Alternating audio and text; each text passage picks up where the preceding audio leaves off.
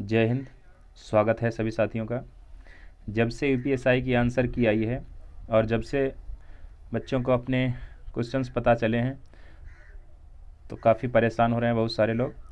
परेशानी का कारण भी है क्योंकि कुछ लोग अप्रत्याशित रूप से इतने अधिक अंक ले आए हैं, जैसे 153 156 तक लोग लेके आए हैं। 148 वाले तो बहुत ज़्यादा, 140 प्लस तो बहुत सारे लोग हैं। और कुछ ऐसे विद्यार्थी थे जिनके प्रैक्टिस सेट में, चाहे वो एग्जामपुर का प्रैक्टिस सेट हो, चाहे वो रोजगार विद अंकित सर का प्रैक्टिस सेट हो, सबसे ज़्यादा टफ माना जाता था रोजगार विद अंकित सर वाले भाटी सर का। उसमें भी अच्छे अंक पाते थे लड़के, जो 100 से ऊपर पाते थे, वो भी इसमें 90 के आसपास रह गए हैं। तो काफ़ी परेशानी है और परेशानी का कारण भी है। एक लड़के ने तो लिखा कि सर मैं क्या करूं, मैं बहुत परेशान हूं, मैं आत्महत्या कर लूँगा। तो इस तरीके की बातें आप प्लीज़ ना करें, हिम्मत ना हारें। अभी कुछ नहीं बिगड़ा है, अभी नॉर्मलाइजेशन होना बाकी है। आप लोग इसको ध्यान रखिए। मैं आप लोगों को कुछ कमेंट दिखाता हूँ जो आप लोगों के द्वारा किए गए हैं, उसके बाद हम लोग चर्चा करेंगे कि किस तरीके की कट ऑफ हमारे हिसाब से जा सकती है और चैनल वाले क्या बता रहे हैं। मैं उस पर ज़्यादा चर्चा नहीं करूँगा। जो हमारा व्यू है वह मैं उससे आप लोगों को अवगत कराऊँगा, क्योंकि मैंने खुद भी पेपर दिया है और खुद मैंने देखा है कि क्या स्तर था और पिछले बार के सेलेक्टेड लोग भी इसमें कितने नंबर लेके आए हैं। तो शिखा मैम है, शिखा यादव हैं, इन्होंने कमेंट किया है कि भाई बिल्कुल सही बोल रहे हैं, क्या करूं समझ में नहीं आ रहा है। इतना पढ़ाई किए और एसटी में नंबर 100 के प्लस आते थे, लेकिन मैं इसमें बर्बाद हो गई हूं। और ये काफ़ी ज़्यादा परेशान है। काफ़ी विद्यार्थी ऐसे हैं, ये सूरज तिवारी जी हैं, लिख रहे हैं कि काला अक्षर भी नहीं जानने वाला लड़का पैसा देकर 133 पे आ गया है। यहाँ पढ़कर भी 106 क्वेश्चन ही रह गए। ये जनरल के हैं, इसलिए ज़्यादा परेशान है। और मैं आपको बहुत सारे लोगों के कमेंट दिखाता हूँ। सर 94 ओबीसी एकदम तोड़ दिया है। ये काफ़ी परेशान लोग हैं। एक लड़के का तो मैं नहीं दिखाऊंगा, खैर उसने बोला कि मैं आत्महत्या कर लूँगा। मैं उससे पर्सनली कमेंट किया हूँ और शायद मैं उसको कोशिश करूँगा उससे मेरी बात हो जाएगी। इस तरीके की देखिए, 69,000 शिक्षक भर्ती में जब लड़कों के कम अंक आए तो एक लड़के ने सुसाइड कर लिया था। और सोचिए उसके बाद क्या होगा। अगर आप कुछ कर लेते हैं तो उसके बाद कौन सी आपको नौकरी मिल जाएगी और उसके बाद कौन सा आप अपने परिवार के साथ अच्छा कर देंगे। ये देखिए भूपेंद्र जी ने कमेंट किया है कि ये लड़का है सर, इसका चेक कीजिए और इसका 153 है। एग्ज़ाम डेट इसकी 15 नवंबर है। ये थर्ड शिफ्ट का है और इससे 153 नंबर पॉसिबल बोल रहे हैं कि इम्पॉसिबल है सर। चेक करिए और शेयर करिए। इसके बारे में बड़े चैनल कुछ नहीं बोल रहे हैं। देखिए हम उनके बारे में तो कुछ नहीं कह सकते, लेकिन इस तरीके के कुछ लोग हैं जिनके नंबर बहुत सारे ज़्यादा नंबर आ गए हैं, उन पर भी हम लोग चर्चा करेंगे। लेकिन सबसे बड़ी बात मैं आपको बोलना चाहूँगा कि आप लोग हिम्मत मत हारें और कोई भी ऐसा कदम न उठाएं जिससे आपके परिवार को, आपको परेशानी हो। परीक्षाएं तो आती रहती हैं ज़िंदगी में। अगर आपने इस परीक्षा को दिया है तो इसके बाद भी आप ट्राई करिए। अगर आपने पेट पास किया है तो आप लेखपाल के लिए ट्राई करिए। और बहुत सारी भर्ती आ रही हैं, रेलवे के एग्ज़ाम होने वाले हैं। लेकिन अगर आप अपने जीवन के साथ या अपने साथ कुछ कर लेते हैं तो आपके साथ साथ आपके परिवार को भी इसका नुकसान उठाना पड़ेगा। अब हम लोग चर्चा करते हैं थोड़ा कट ऑफ की। देखिए अभी कट ऑफ के बारे में चर्चा करना, कट ऑफ कितनी जाएगी या कितनी ज़्यादा रहेगी, इसके बारे में बहुत ज़्यादा हम लोग बात ना करें तभी ठीक है। लेकिन बार बार आप लोग कमेंट कर रहे हैं और बार बार विद्यार्थी पूछ रहे हैं कि सर कितनी तक जा सकती है कट ऑफ, क्या मैं सेफ़ हूँ, क्या मैं रनिंग शुरू करूँ। तो उसी पर हम लोग सिर्फ इस पर चर्चा करेंगे कि रनिंग के लिए कितनी जाएगी। देखिए आप एक बात ध्यान रखिए, अभी इलेक्शन का टाइम है, चुनाव होने वाले हैं आगे।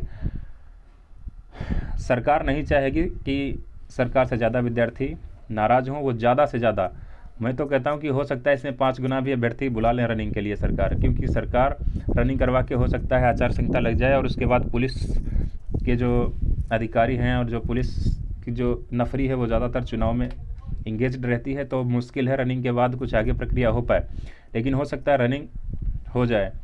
सरकार नहीं चाहेगी कि अभ्यर्थी उससे नाराज़ हों और वो ज़्यादा से ज़्यादा लोगों को रनिंग में बुलाने का प्रयास करेगी। उसके बाद जो भी होगा वो देखा जाएगा। तो आप लोग अभी उम्मीद मत छोड़िए, क्योंकि नॉर्मलाइजेशन एक ऐसा है, जैसे क्रिकेट में डकवर्थ नियम है तो कुछ लोगों को तो पता रहता है, लेकिन इसमें इस तरीके का हिसाब बन गया है, कोई कह नहीं सकता है। और ये चाहे एसएससी के एग्ज़ाम देख लीजिए, आप बैंक के एग्ज़ाम देख लीजिए, जिनमें भी एक से अधिक शिफ्टों में पेपर होता है उनमें नॉर्मलाइजेशन लागू होता है और उस हिसाब से काफ़ी ज़्यादा उतार चढ़ाव देखने को मिलता है। सबसे पहले अगर हम कट ऑफ की बात कर भी लें तो फीमेल में अगर जिसके 90, अगर वो फीमेल जर्नल की है तो अगर 95 में तो बिल्कुल वो श्योर हो जाए, अपनी रनिंग चालू करें। और बाकी के अगर 90 है, मैं देखा लड़कियों की मैथ वगैरह बहुत कमज़ोर रहती है और वो सेक्शनल ही पास नहीं कर पाती हैं। सेक्शन अगर उनका हो भी गया तो वो जो 80 प्रश्नों की क्राइटेरिया है 50% वो नहीं क्रॉस कर पाती हैं। तो जो भी जर्नल या ओबीसी की या ईडब्ल्यूएस की जो लड़कियां हैं वो अगर यहाँ पर 90 प्लस उनके हैं तो वो बिल्कुल अपना तैयारी करें रनिंग की, क्योंकि रनिंग में बहुत सारी लड़कियां फेल हो जाती हैं।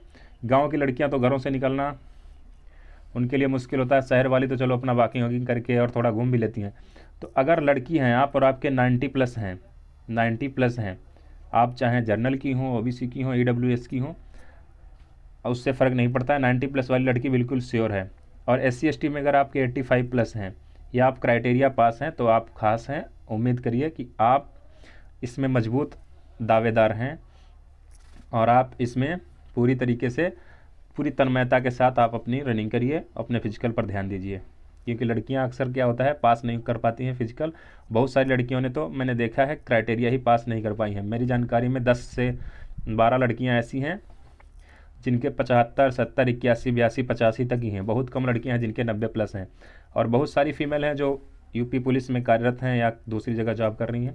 यूपी पुलिस वालों को तो खास छूट मिल जाएगी, उनके लिए तो 90 से नीचे भी रहेगा तो कोई दिक्कत नहीं है। बाकी के लिए अगर 90 प्लस हैं तो वो लोग पूरी तन्मयता के साथ रनिंग करें।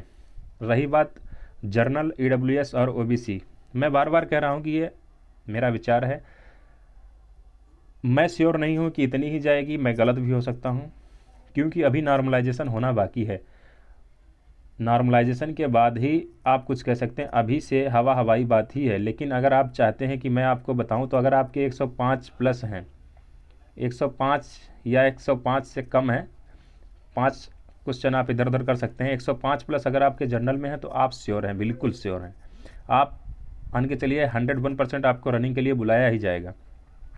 ईडब्ल्यूएस और ओबीसी लगभग सेम रहती है, तो अगर आप 100 के आसपास हैं, 100 प्लस हैं ओबीसी और ईडब्ल्यूएस, आप श्योर हैं, आप अपना फिजिकल की तैयारी करिए। ऐसा ना हो कि बाद में आपको पता चले 30 मिनट आए समय, हालांकि बहुत ज़्यादा नहीं है, लेकिन रनिंग में अगर आपकी प्रैक्टिस नहीं रहेगी तो 4.8 किलोमीटर में आपकी सांस फूलती रहेगी और आप रनिंग करने में आपको तकलीफ़ होगी। तो अगर आप चाहते हैं कि आप अभी से अपने फिजिकल पर ध्यान दें तो आप, मैंने कल बताया था कि सेगा का जूता आता है, बहुत ज़्यादा महंगा भी नहीं है, तो आप लोग पहन के उससे प्रैक्टिस कर सकते हैं।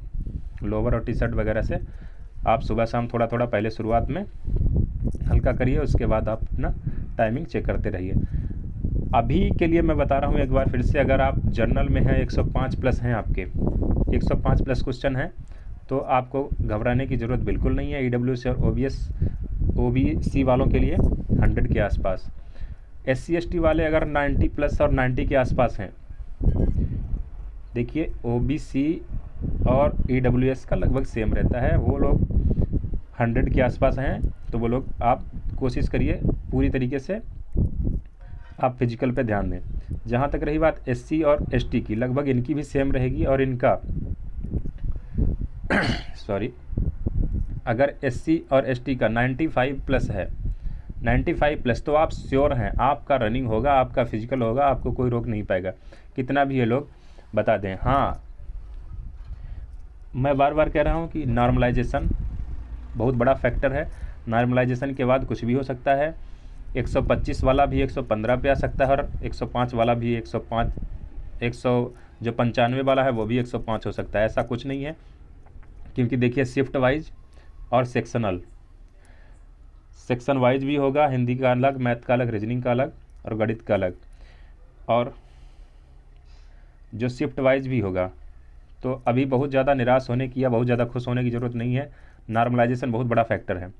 और रही बात एक्स सर्विसमैन और फ्रीडम फाइटर की, एक्स सर्विसमैन और फ्रीडम फाइटर अगर 90 वाले भी हैं या क्राइटेरिया पास हैं, जो सभी लोग ध्यान दीजिए, क्योंकि इनकी सीटें खाली रह जाती हैं और इस बार भी इनकी काफ़ी ज़्यादा सीटें हैं। तो एक्स सर्विसमैन और फ्रीडम फाइटर, ये लोग अगर पास हैं, क्राइटेरिया इन्होंने क्रॉस कर लिया है 80 क्वेश्चन का, 35 और 50% अगर आप पास हैं तो आप खास हैं, आप तैयारी करिए, आप अपना फिजिकल ध्यान दीजिए। हालांकि एक्स सर्विसमैन तो पहले अभ्यस्त रहते हैं तो उनको दिक्कत नहीं होगी।